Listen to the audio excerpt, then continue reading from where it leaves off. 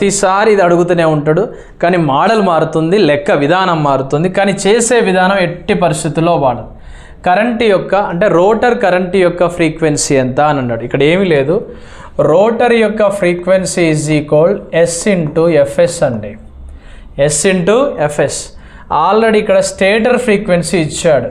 Stator frequency ఎంత 60 hertz ఇచ్చాడు. అంటే అప్పుడు FR is equal S into 60. మరి ఇలా చేస్తే లెక్క వస్తుందా సార్ అంటే రాదు. నీకు కావాల్సింది ఏంటి, ఇక్కడ స్లిప్ కావాలి. స్లిప్ సూత్రం ఏంటండి, NS minus NR by NS into 100. NS minus NR by NS into 100 అనే ప్రిన్సిపల్ వాడాలి. అంటే నీకు ఎన్ఎస్ తెలుసా అంటే తెలియదు.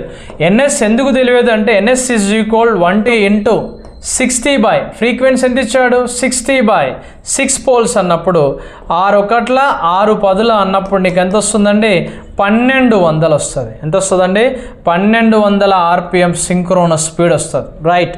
దెన్ నెక్స్ట్ ఇప్పుడు నీకు ఏమి ఇచ్చాడు, ఇక్కడ నీకు రోటర్ స్పీడ్ ఇచ్చాడు. ఎంత, rotor speed NR is equal 1160 RPM అన్నాడు.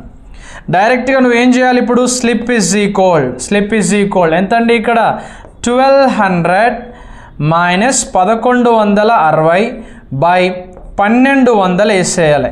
అప్పుడు ఎంత వస్తుందండి, 1200 నుంచి 1160 పోతే 40 బై 1200 వస్తుంది. ఇక్కడ చూడండి ఒకసారి, 4 ఒకట్ల 4 30ల అప్పుడు ఎంత వస్తుందండి 1/30. ఇప్పుడు కరెక్ట్. ఈ 1/30 అనేది స్లిప్, 1/30 అనే స్లిప్. మన సూత్రం ఏంటిది, FR is equal S into FS. FR అంటే ఏంటి, రోటర్ ఫ్రీక్వెన్సీ, ఎఫ్ఎస్ అంటే స్టేటర్ ఫ్రీక్వెన్సీ. ఈ పరిస్థితుల్లో నీకేమొస్తుంది, FR is equal 1/30 into 60 hertz. 60 హెర్ట్జులు కదా. స్టేటర్ ఫ్రీక్వెన్సీ ఎంత ఇచ్చాడు నీకు, ఇక్కడ స్టేటర్ యొక్క ఫ్రీక్వెన్సీ ఎంత ఇచ్చాడు 60 హెర్ట్జులు.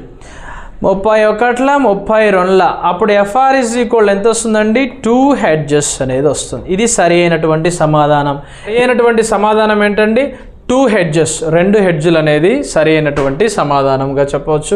ఈ విధంగా మనల్ని ప్రతిసారి అడుగుతూ ఉంటాడు. ఏమీ లేదు, మనం స్లిప్ని ఫైండ్ అవుట్ చేయాలి. స్లిప్ని ఫైండ్ అవుట్ చేయాలంటే మనం రోటర్ ఫ్రీక్వెన్సీని ఫైండ్ అవుట్ చేసుకోవచ్చు. రోటర్ ఫ్రీక్వెన్సీని మనం ఫైండ్ అవుట్ చేసుకోవచ్చు. స్టేటర్ ఫ్రీక్వెన్సీ ఆల్రెడీ ఇస్తాడు కాబట్టి మనకు సింక్రోనస్ స్పీడ్ వస్తుంది.